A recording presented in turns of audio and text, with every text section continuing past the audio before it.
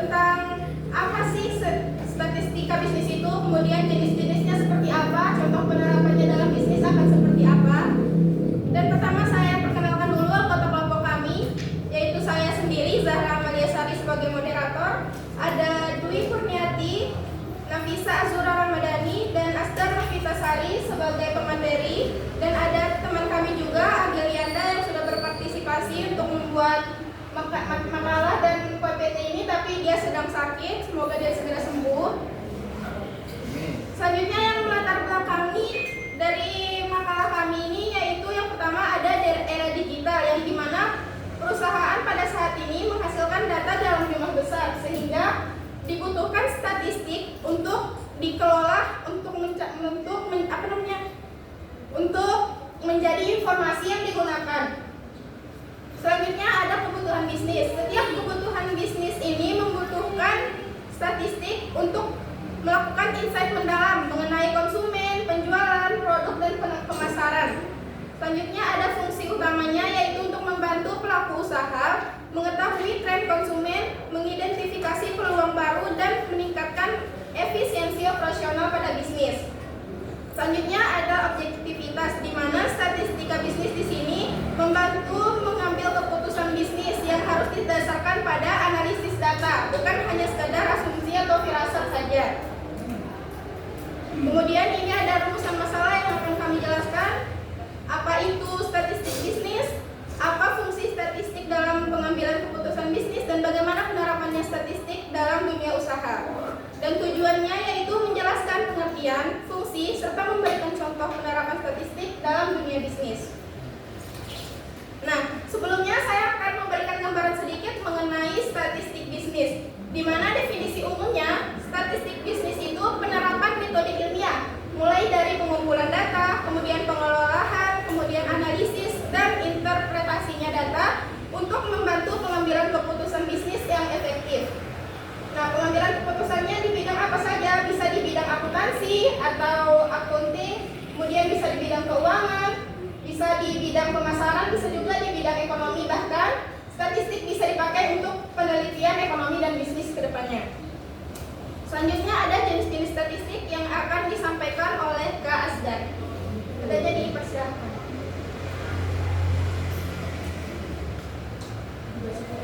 Iya. Jenis-jenis statistik deskriptif. Yang pertama, ukuran penyebaran. Menurut Untung Raharja, ukuran variasi atau ukuran penyimpangan adalah ukuran yang menyatakan seberapa jauh penyimpangan nilai-nilai data dari nilai-nilai pusatnya, atau ukuran yang menyatakan seberapa banyak dan jauh nilai-nilai data yang berbeda dengan nilai-nilai pusatnya. Ada beberapa macam ukuran variasi atau ukuran penyebaran data. Yang pertama ada range atau range atau jangkauan merupakan selisih dari nilai terbesar data dengan nilai terkecil. Data dengan kata lain dapat disebut sebagai rentangan atau jarak dari nilai terbesar atau maksimum dan nilai terkecil atau minimum. Jadi rumus range dapat ditulis. Rumus dari range sama dengan X, Xn, min, X1 atau range, X maksimum, min, X minimum. Keterangannya Xn sama dengan nilai pada data Kn, X1 sama dengan nilai data ke 1, X maksimum sama dengan nilai minimum pada data, X minimum nilai maksimum pada data. Selain itu, terdapat jangkauan antara kuartil 3 dan kuartil 1 atau yang sering disebut sebagai interkuartil range atau IQR. Jangkauan ini bisa dimanfaatkan untuk pembentukan box plot dengan rumus IQR sama dengan Q3 min Q1. Keterangannya IQR interkuartil range atau jangkauan dalam kuartil. Q3 sama dengan kuartil 3, Q1 sama dengan kuartil 1. Yang kedua ada ragam. Ukuran penyebaran yang terpenting dan sangat memegang peranan dalam setiap pengujian statistik secara parametrik adalah ragam atau varian seragam. Dalam populasi dituliskan sebagai sigma kuadrat, sedangkan ragam dalam sampel dituliskan sebagai S pangkat 2. Rumus yang menghitung ragam dalam dituliskan sebagai berikut. Untuk ragam populasi, keterangan Ini kuat. Sama nih. Sigma kuadrat sama dengan sigma kuadrat sama dengan ragam populasi. X1 nilai pada data XI. X sama dengan nilai rata-rata. N sama dengan banyaknya data. Keterangannya S pangkat 2 sama dengan ragam sampel. XI sama dengan nilai pada data K min 1I. X sama dengan nilai rata-rata. N sama dengan banyaknya data. Untuk rumusnya bisa diperhatikan seperti ini ya teman-teman. Cara bacanya lihat. Selanjutnya jenis statistik simpan baku akan dijelaskan oleh Nafisa.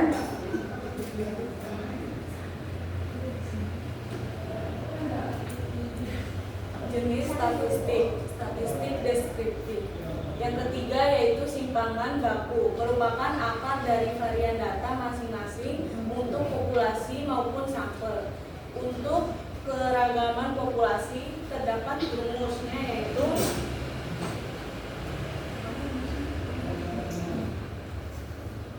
sigma sama dengan akar dari sigma i dari i sama dengan 1 sampai n.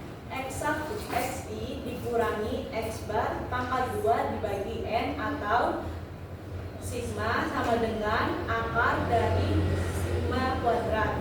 Keterangannya sigma sama dengan simpangan baku populasi. X kuadrat sama dengan ragam populasi. X1 sama dengan nilai pada data ke-1. X bar sama dengan nilai rata-rata, dan N sama dengan banyaknya data. Untuk keragaman sampel, rumusnya adalah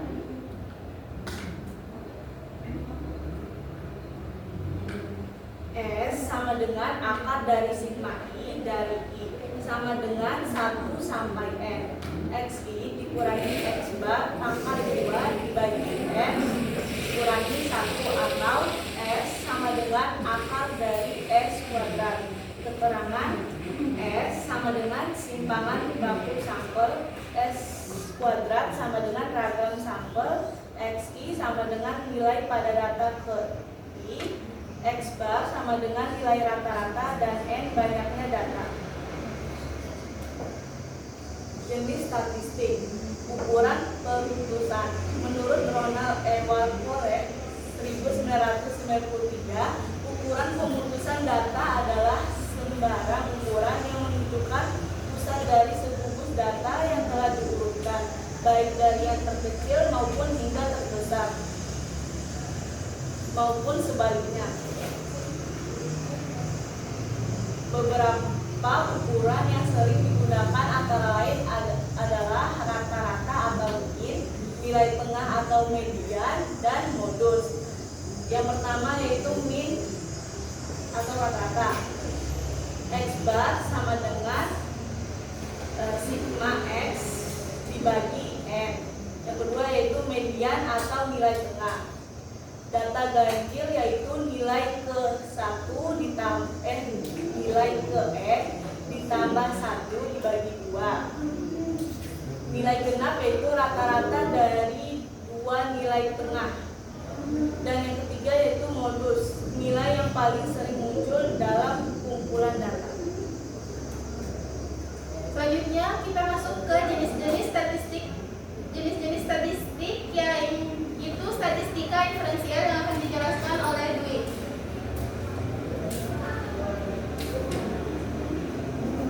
Baik, yang pertama yaitu pengertian statistik inferensial. Statistik inferensial adalah metode yang digunakan untuk menarik kesimpulan tentang populasi berdasarkan data yang diperoleh dari sampel. Dan yang kedua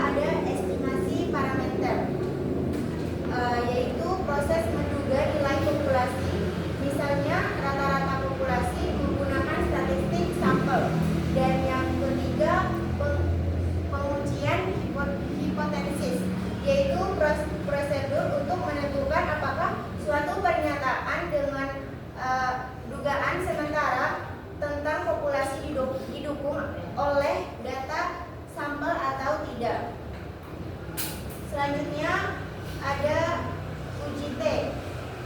Uji T atau satu sampel digunakan untuk menguji apakah rata-rata sampel berbeda signifikan dengan rata-rata populasi yang diketahui. Rumusnya yaitu T sama dengan X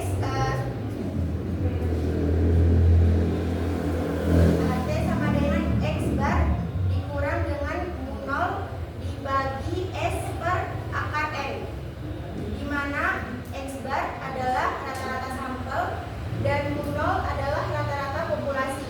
S adalah simpangan baku sampel dan N adalah jumlah sampel.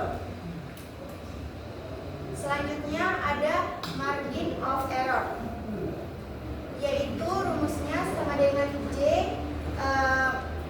sigma per N akar sigma dibagi akar N, di mana J adalah nilai kritis dari tabel distribusi normal dan sigma adalah simpangan baku populasi.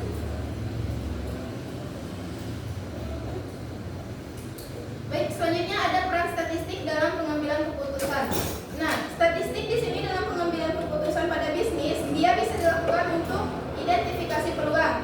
Dengan kita melakukan penelitian atau menerapkan statistik dalam bisnis, maka di situ kita akan dipermudah untuk menemukan kategori konsumen baru atau konsumen yang akan kita targetkan atau konsumen yang belum kita targetkan sebelumnya.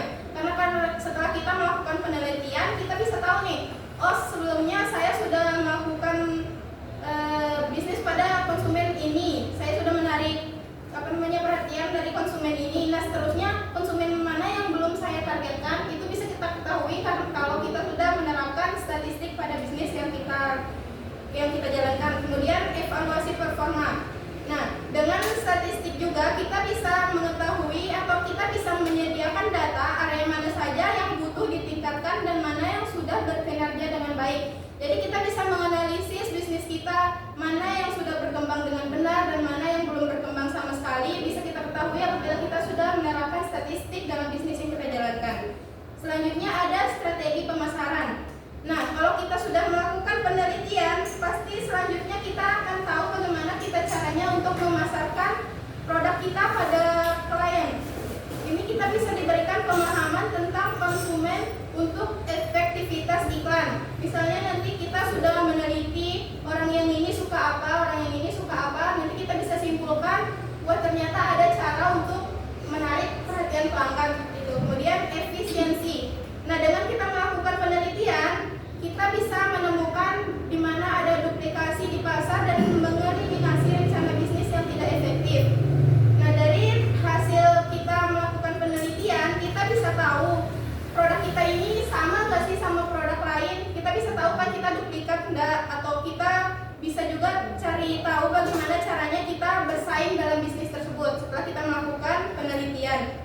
Karena setelah kita melakukan penelitian, kita pasti tahu kan apa keunggulan kita, apa kelemahan kita dalam bisnis tersebut. Jadi kita bisa melakukan rencana bagaimana kita mengeliminasi bisnis lain atau kita bisa lebih unggul dari bisnis orang yang lain.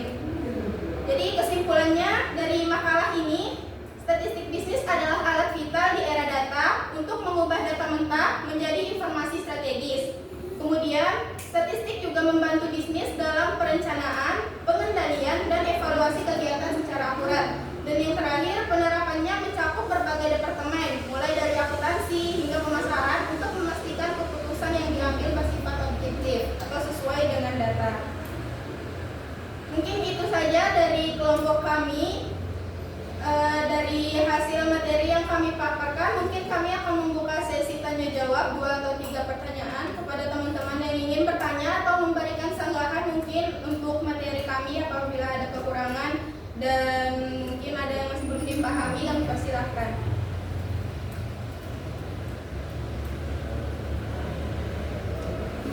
Ada yang ingin bertanya?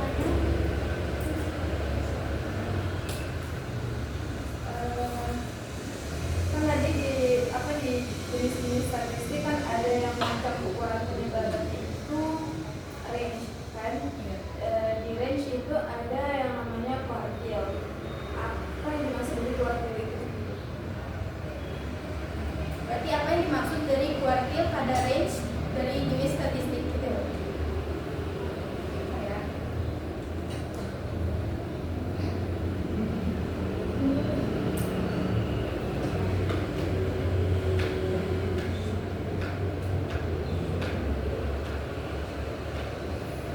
Ada lagi pertanyaan yang lain? Sebelumnya biar kami tampung dulu.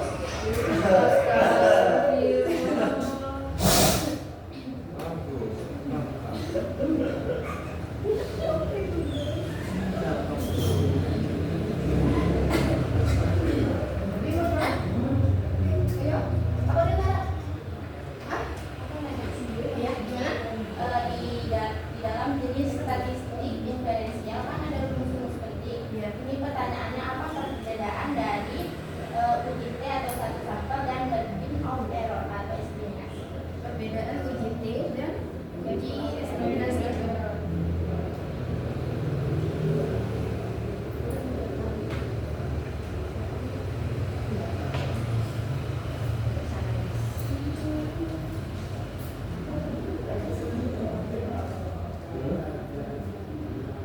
Dicatat ya yang bertanya. Sudah?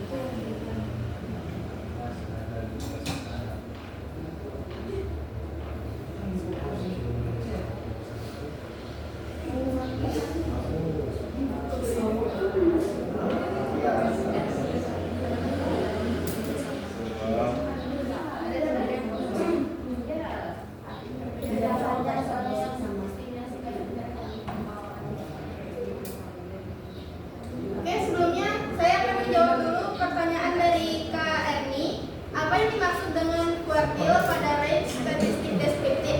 Nah, kuartil itu adalah konsep statistik yang digunakan untuk mengukur sebaran data. Nah, biasanya kuartil itu nilai yang membagi data menjadi 4 bagian sama besar.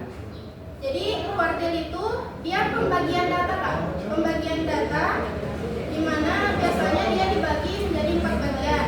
Karena pada data yang kita sebarkan biasanya itu ada banyak jumlahnya. Nah, untuk menghitungnya agak lebih mudah dibagi jadi beberapa kuartil atau beberapa bagian. Nah, kuartilnya biasanya ada kuartil 1, kuartil 2, kuartil 3, maksudnya menjadi 3 bagian ya. Dari kuartil 1, kuartil 2, kuartil 3 sesuai dengan rumusnya. Nah, IQR itu antara selisih antara Q3 dan Q1, di mana pada rumusnya tersebut ini IQR yaitu sama dengan kuartil 3 dikurang kuartil 1. Itu untuk menentukan interkuartil range-nya. Jadi kuartilnya ini pembagian penyebaran datanya. Misalnya datanya ada 90 data, dikuartilkan menjadi 3, berarti satu kuartil isinya 30 data. 30. Ya, kuartil 1, kuartil 2, kuartil 3. Jadi dibagi rata, dia dijadikan beberapa sebaran. Pembagian sebaran data. Ya, pembagian sebaran data.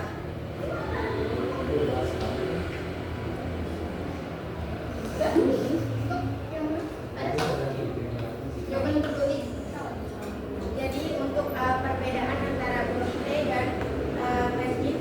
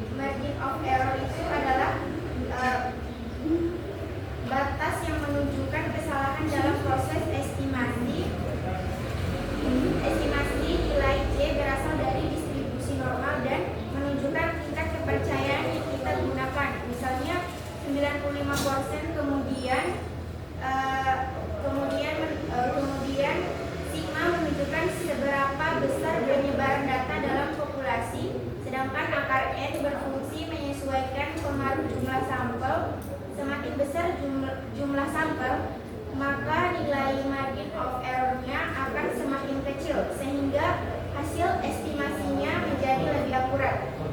Jadi intinya semakin banyak data yang kita ambil, tingkat ketidakpastian hasil estimasinya juga semakin kecil. Gini, intinya itu UJT dia digunakan untuk membandingkan rata-rata dua kelompok data. Misalnya kamu punya dua kelompok data nih. Nah, nanti UJT itu digunakan untuk membandingkan nilai rata-rata keduanya. Kalau misalnya yang satunya itu uji estimasinya itu hanya pada satu populasi. Uji estimasi hanya digunakan untuk satu populasi atau satu data yang akan diteliti. Sedangkan UJT-nya itu untuk membandingkan rata-rata dua kelompok data. Ya? Ada pertanyaan lain?